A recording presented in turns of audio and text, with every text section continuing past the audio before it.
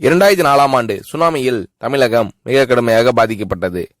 2004இல் சுனாமியில் தமிழகத்தில் மட்டும் 6065 பேர் இறந்தார்கள். 88 கிராமங்கள் நிலைகுலைந்து அழிந்து போனது.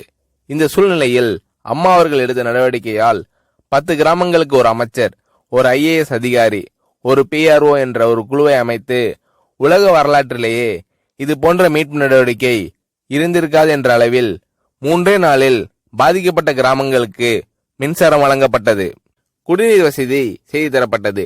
இந்த மின்னல் வேக நடவடிக்கையால் அப்போதிருந்த இந்திய ஜனாதிபதி அப்துல் கலாம் மற்றும் அமெரிக்காவின் முன்னாள் அதிபர் கிளின்டன் ஆகியோரின் பாராட்டுகளை அம்மாவின் அரசு பெற்றது.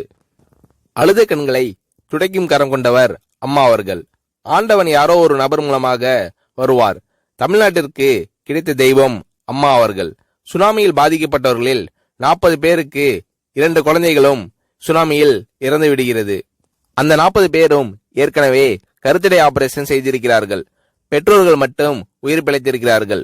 உயிர் பிழைத்தவர்களுக்கு இனி குழந்தை கிடையாது என்ற நிலையில் அவர்களுக்கு கருணைவு ஆபரேஷன் செய்து அவர்களில் பல பேருக்கு குழந்தை பிறந்து அந்த குழந்தைகள் இன்று பள்ளிக்கு சென்று கொண்டிருக்கிறார்கள். நாகப்பட்டினத்தில் அம்மா அவர்கள் மீனவர்களை சந்தித்த போது மீனவர்கள் கதறி அழுதார்கள்.